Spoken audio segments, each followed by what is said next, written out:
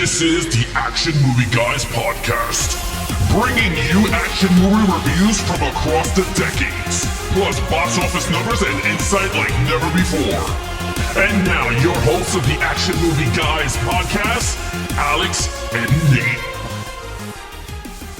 Welcome, everyone, to a brand new episode of the Action Movie Guys podcast, episode 345. We're up to the sequel of Lord of the Rings, Two Towers. From 2002, I'm your host, Alex Figueroa. My co-host is Nate from Netflix Reviews. All right, Nate, introduce our intern. Yes, our intern is here. He's back. We were supposed to have a different guest. However, scheduling conflicts happened, and we had the perfect backup. He's also been here before, and as a matter of fact, you just heard him on the last two episodes before this. Scott is back. Scott, I always like to say intros will get shorter and shorter the more times you appear. So just go ahead and tell them where you can find you, and then we're moving on. No, you can find me on Instagram at JoJokersMovies. I do some hauls, do a little bit of movie reviews. I don't do YouTube. I'm a little intern exclusive to the AMG podcast. Thank you very much. There he is. There you That's have him. He's it. back. Yeah, so all right, so here we go. We're going to go to some financials of Lord of the Rings, Two Towers. Now, let me tell you guys, New Line Cinema hit the gold mine with this damn thing. Oh my God. Oh my Lord. Here we go. Financially, this movie was budgeted at $94 million.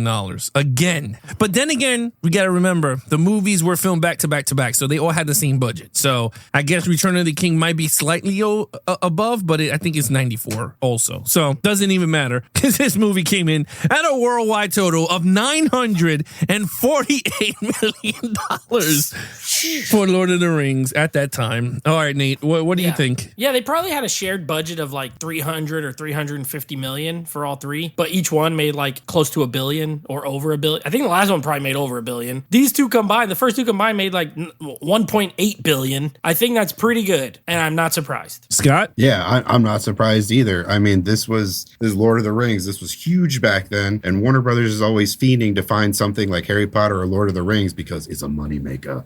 But yeah, so. What I do think is crazy that you said, Alex, and I mean, everyone knows it, but that the fact that they let New Line release it, which is like a New Line. So New Line is for Warner Brothers. Like, I don't even know if New Line still does anything. I love New Line. They have a bunch of good movies, but Is it like Columbia Pictures to Sony? yes, pretty much, pretty much. Except Columbia got bought by Sony, so this would be more like Fox Searchlight to Fox or Focus Features to Universal. How like they just do, but this was like genre movies. So they did horror. Nightmare on Elm Street is New Line. The Ninja Turtles movies are New Line. Texas the first Chainsaw. Texas Chainsaw, Blade, and then they put this, which it's fantasy. So they were probably like, you know what, we'll distribute it under New Line. Maybe they didn't think it was prestigious enough, and then it gets nominated for 1 million Oscars. It makes $3 billion, and now Warner Bros. Likes to put their little logo on it, even though this was New Line. So I think that is interesting that they didn't just release it under the Warner Brothers banner. Well, it's very interesting. I looked ahead at the financials for Return of the King. It's over $1 billion. I will say is the budget is still $94 million. Oh my God.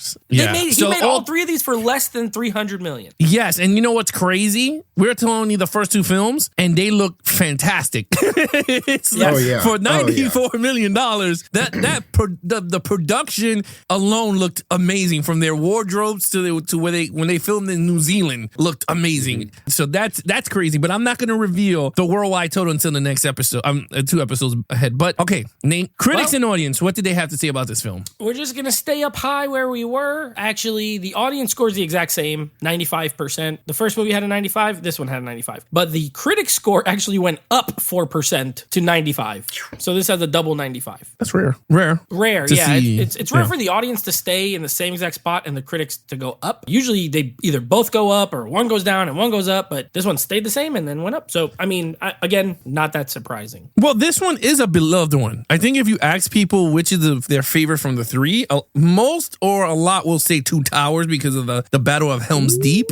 But there are other people that says Return of the King, and then you like Fellowship of the group. So, yeah, it's very interesting. All right, let's start it all off. Scott, you started off with lead character. Lead characters. All right. So we get the same great characters that we got from the last movie, but now we get even more great characters. We get Theoden. We get your boy Carl Urban, the Riders of Rohan, or Riders of Rohan. Yeah. We get Gandalf back, and now he's upgraded, and he's the white now, and he's got that nice staff and he's throwing spells off of Theoden. He's like, back up, bitch. Get out of here. So yeah, it was great. And you just keep getting more great characters that are perfectly cast. So it's a 5 for me. Oh, all right. All right. I want to send out a preface to all the people listening at home. Please understand that I love movies and I love you. Okay.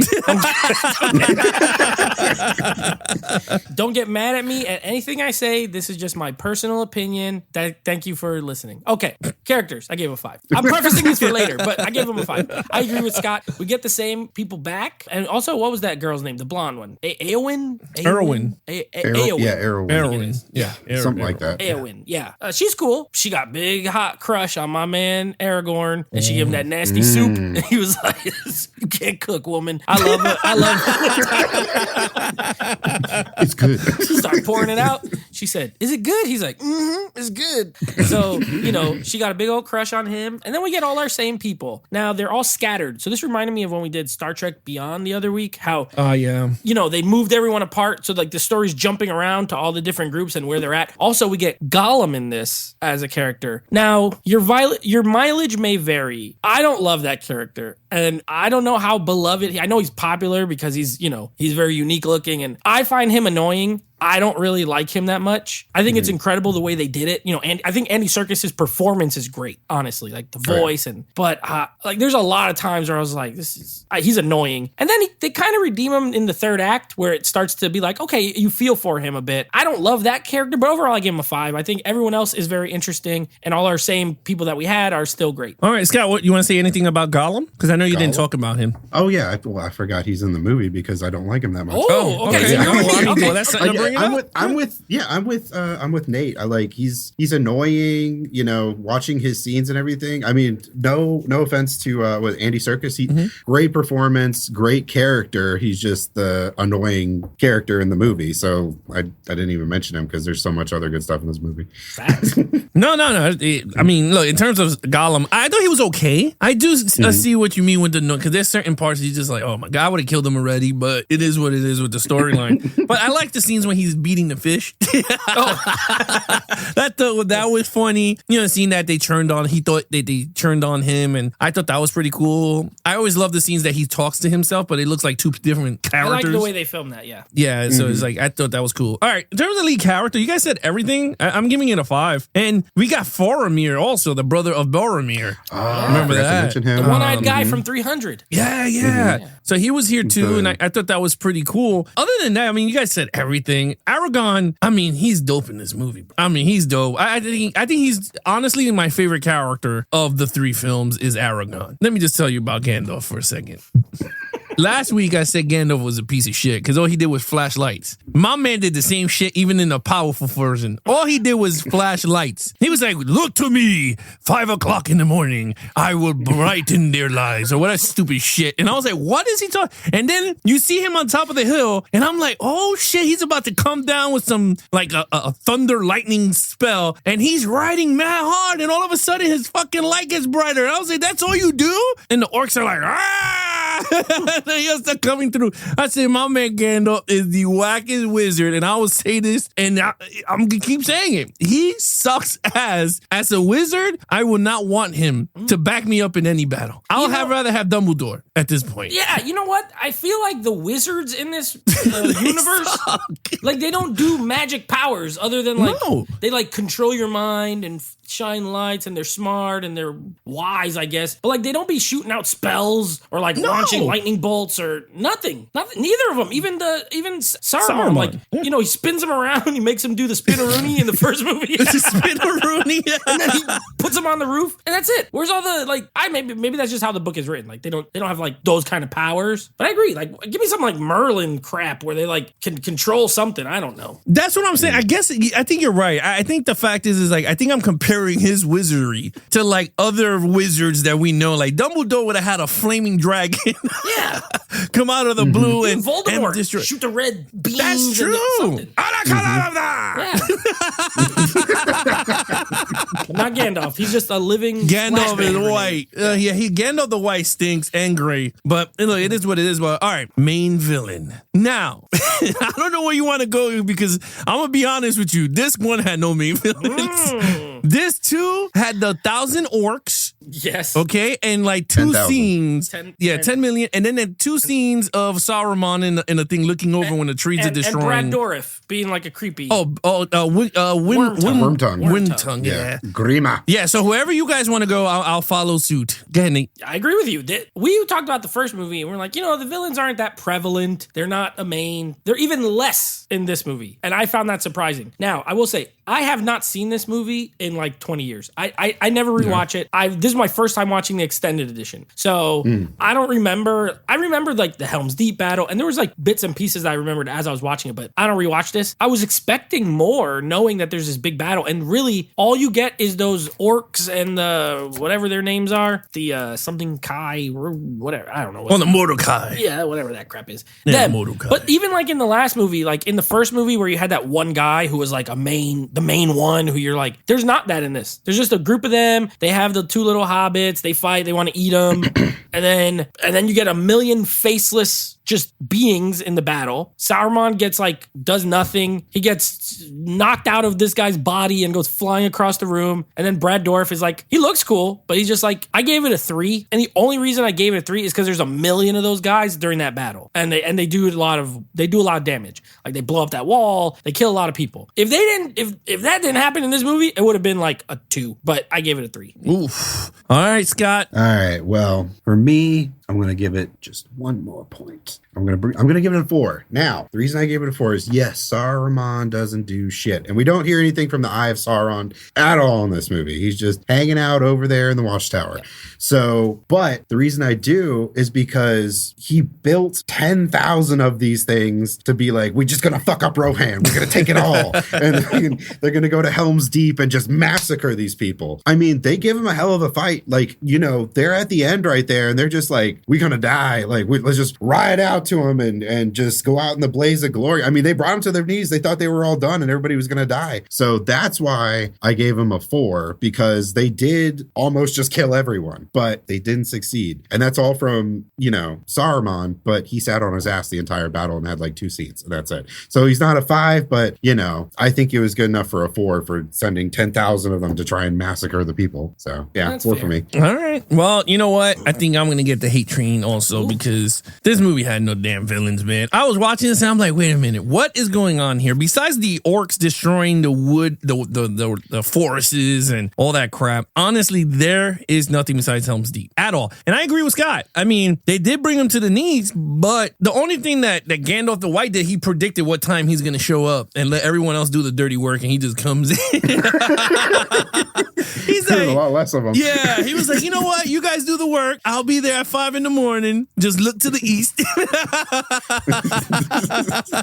And then I'll show up and then beat some ass. And that's what pretty much happened. And honestly, I agree. I think Saruman should have been in the fight. Whether he would have fought or not, he should have been in the back in the horse. Like chilling in the horse. And then when you see Gandalf coming from the east, he should have been like, oh, damn. Like then he could roll, go away or whatever. But we didn't get that. We got a Nazgul when Frodo's about to put the ring and you saw that dope scene with the thing flapping in front. I don't care. That scene looked dope. That shit flapping in front of him. I was like, that is a pretty cool cinematic looking view there. Other than that, that's pretty much. I agree. I gave it a 3. I thought it was good, but this movie was not built for villains. I'm gonna be honest with you. I'm gonna be honest. This is an action picture number 2. I'm starting to think this franchise is not built it's a story villains. It's a story. Yeah, it focuses a lot more on the heroes, and which is you're supposed to, but these villains are not, to me. If let's say I'm new and I'm like, I've never seen Lord of the Rings, like I'm 20 years old, I wasn't around when they came out, I'm just watching them for the first time, I can't say that if I sat through these first 2 that any of them are memorable. I really can't. I know them because I've seen them multiple times, but like Sauron, are you gonna be like, this is one of the greatest screen villains that, and Sauron, the main one. He's in the first movie for 3 minutes and gets his fingers chopped off, and he's an eyeball. So it's like, I'm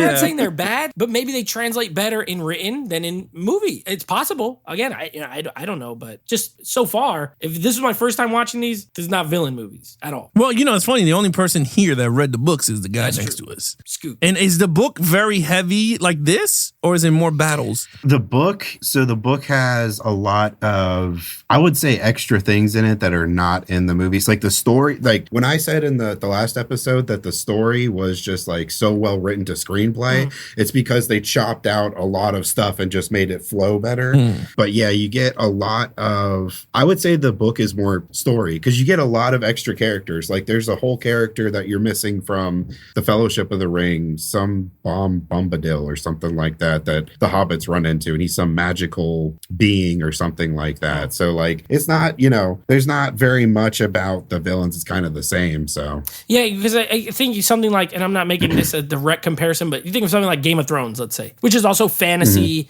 but they spend almost as much time with the good guys as the bad guys. Whereas here, it's like 90-10. As far as 90% with the heroes, 10% you even get with any of the villain characters. So I know nothing about them. Like there's no development for the villains the same way, which is fine. Which is why we give the leads a 5 every time, and the villains are kind of mixed. Yeah. All right, 3, 3, 4. Okay, action scenes. Scott. Let me tell you something. Okay.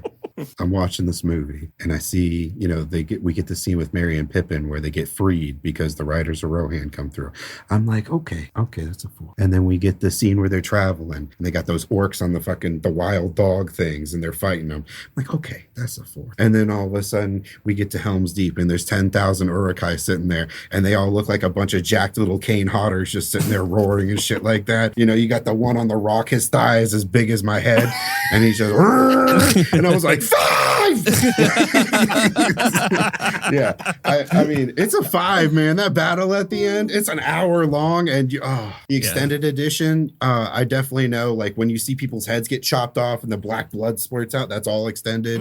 You got Legolas throwing the shield down the stairs, and he's, as he goes down, and then he just chops that fucking shield right into one of them. Oh, it gets me so pumped up every time I see that battle, and then there's just so many of them, and freaking Aragorn, once he sees his homeboy die, he takes the ladder and he dives over, and I'm just like, bite him in the nose! Like, I'm so pumped up. Yeah, it's a 5 for me. I'm going to shut up now. You guys take it away. I mean, who can follow that? Who can follow that?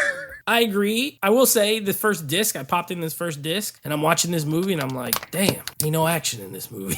It's a lot of walking in this movie.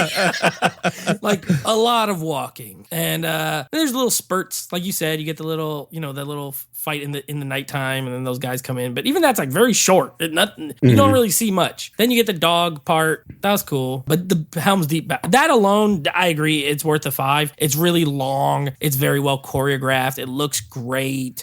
I love old school, like medieval type war. The big tree, the battering ram that they knock down the door, and the freaking guy that's like a suicide bomber who runs into the hole and blows up the wall. Yeah, I loved all that. I think it's so well executed. Legolas on the shield surfboard, sick. Yeah, I agree. That saves it into a 5 for sure. So I gave it a 5 as well. I will say this, Nate, I agree with you.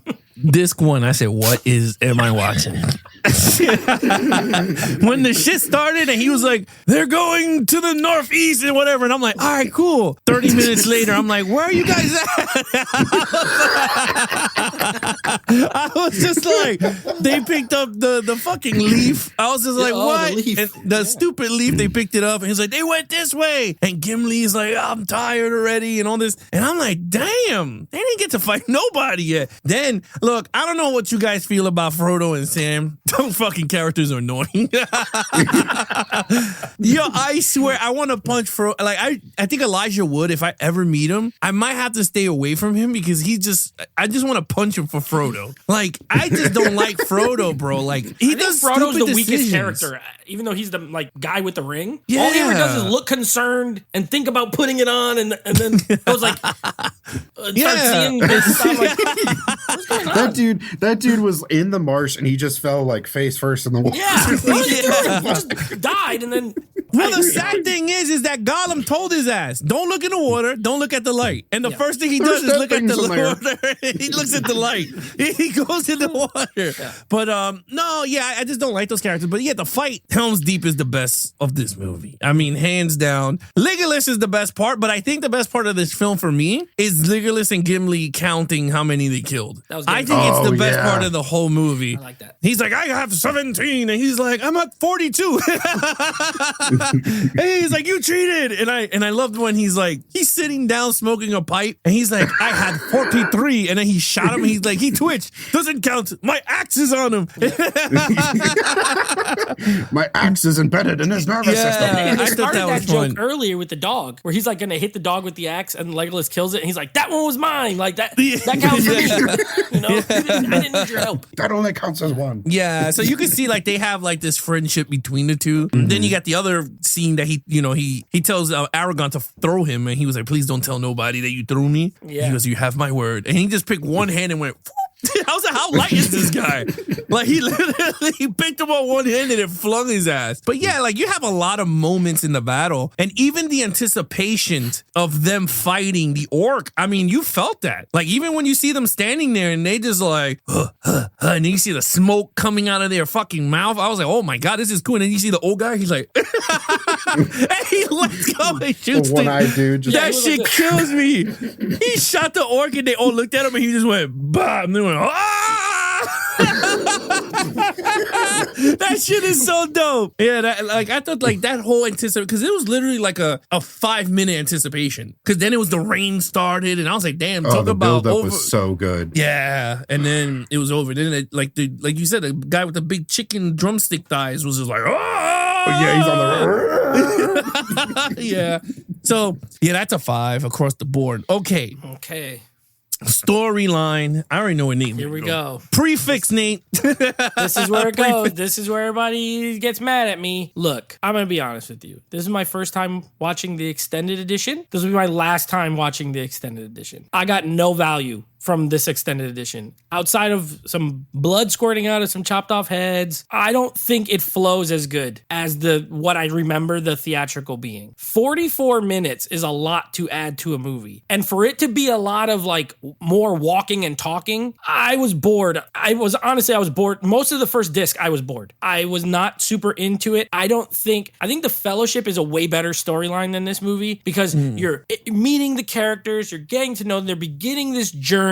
They're going to a lot of different places. Here, they're all in the woods or in a mountain, like pretty much. You know what I mean? I'm sure this is one of those book things. I think this, for book readers, was probably great because you're getting more stuff you've read. I didn't read it. I hate the tree parts with, what's their name? Merry and Pippin, and they're with the trees. Talking with the trees. I don't care. I honestly don't care. I don't think it was that interesting. I don't care about these old trees. They talk so, like, literally, if you take all those scenes and put them together, it's like 40 minutes of nothing, of them hanging out with these trees, and then the trees see that they burned them down, and then they go and bury the other thing underwater. I'm like, this was a little payoff for a lot of screen time for some stupid trees. So I don't love that. The whole, like, I don't know. I think it drags too much. I would rather have watched the regular edition. So I'm scoring the extended edition. I gave the story a 3. I think it's tighter in the theatrical, and I think that's the better version for me. So this version, I will give a 3.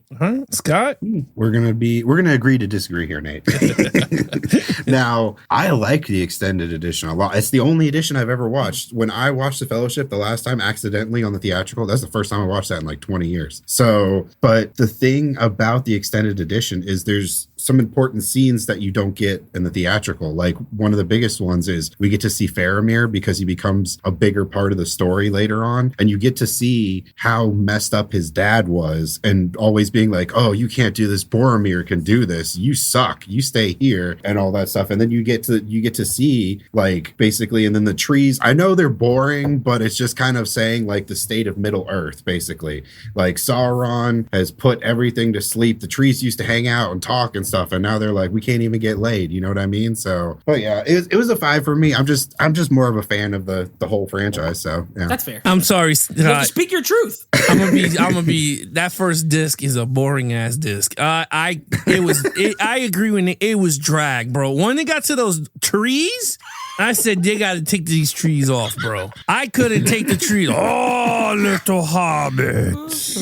Oh, and he's like, and then the scene that really dragged for me, and I got annoyed, was the scene that he was like, they went there from daytime to nighttime just to say that they were gonna they agree with the fight, like some stupid shit like that. And I was just that was no. He says, we agree, you're not orcs. I'm like, I waited 3 hours for them to figure that out. Like, come on.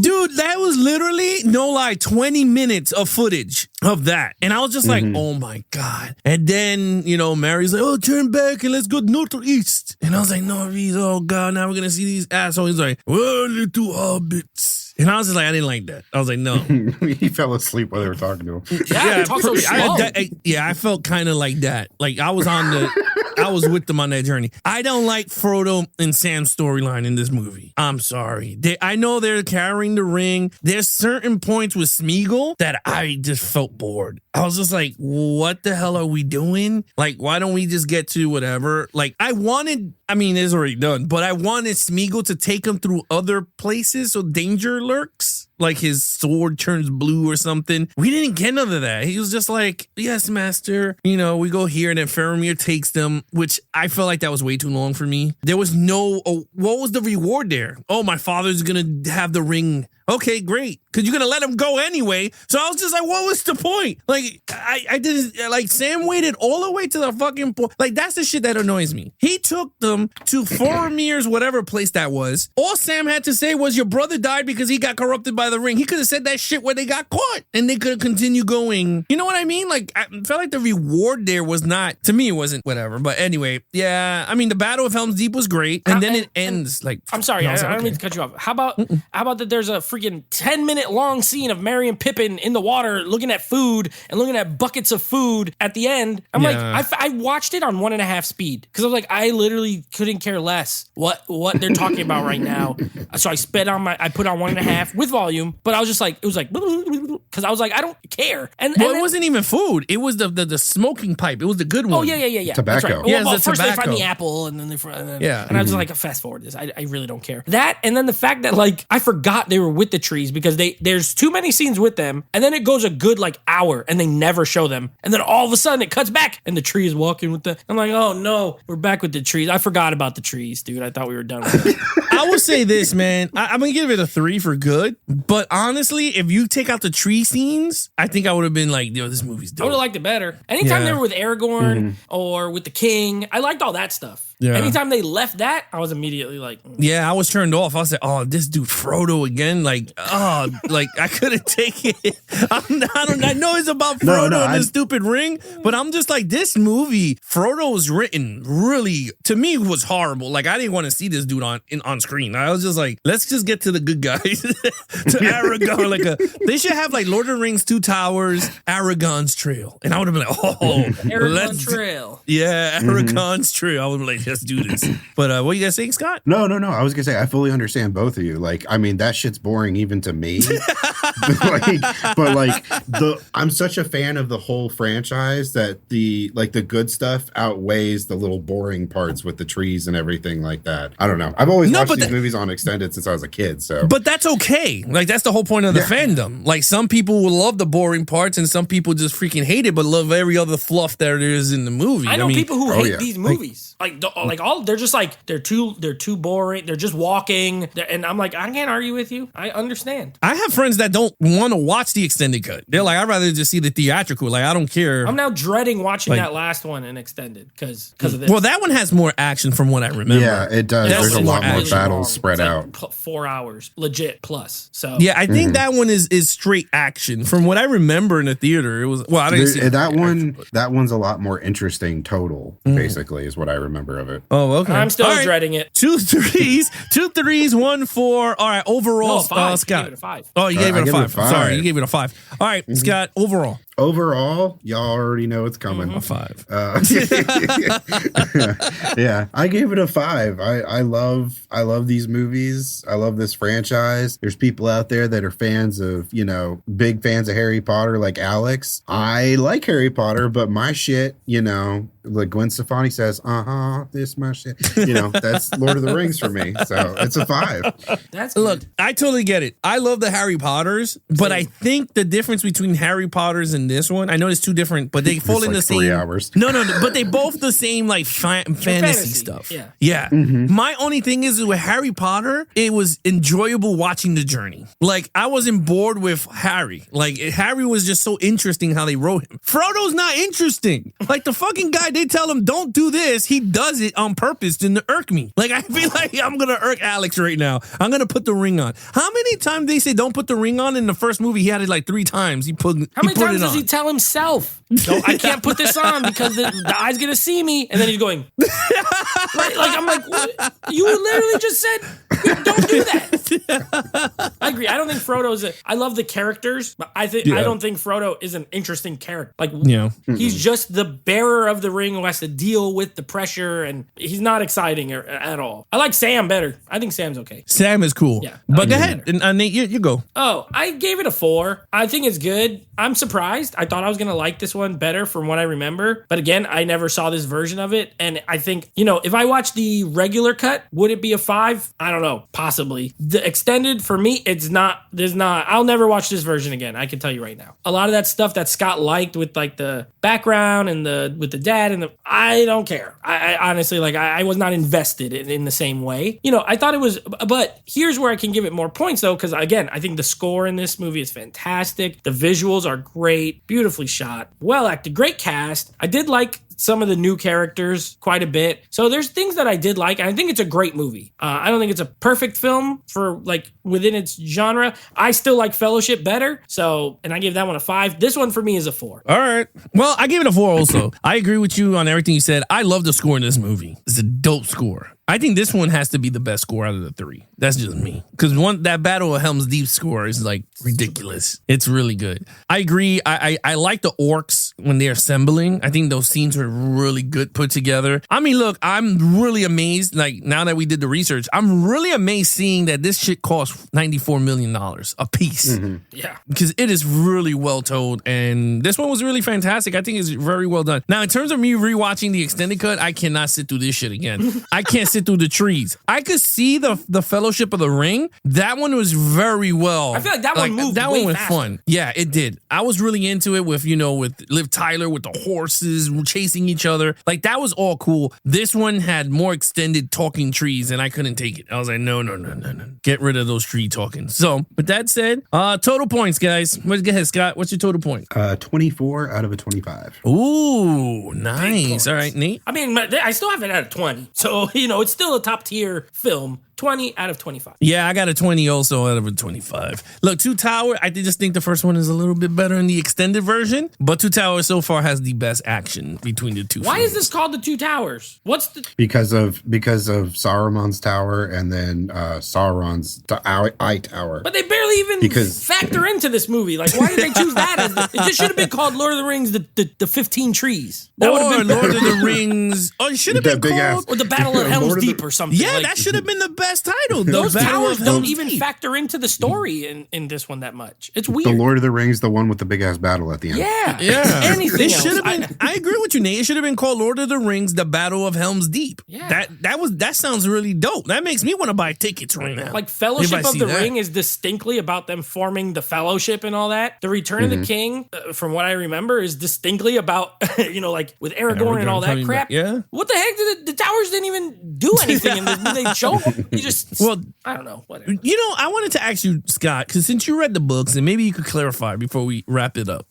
What the fuck happens to Saruman when all the trees are banging on the tower? Do they go in and beat his ass, or they bring it down? So Saruman and Wormtongue, nothing like what happens to them in the movies happens to them in the book. I do know, the Helm's Deep battles won, all that stuff. It's been a while since I've read the book. I do specifically remember. So at the end of Return of the King, Frodo, Sam, Merry, and Pippin, they return back to the Shire, and Wormtongue and Saruman are there and they've enslaved all the hobbits. What? So yeah, it's fucking crazy. So they enslave all the hobbits and it's up to Sam and the four of them. They basically lead a revolt and take back over the Shire and kick Saruman's ass out and kill him and Wormtongue. Yeah.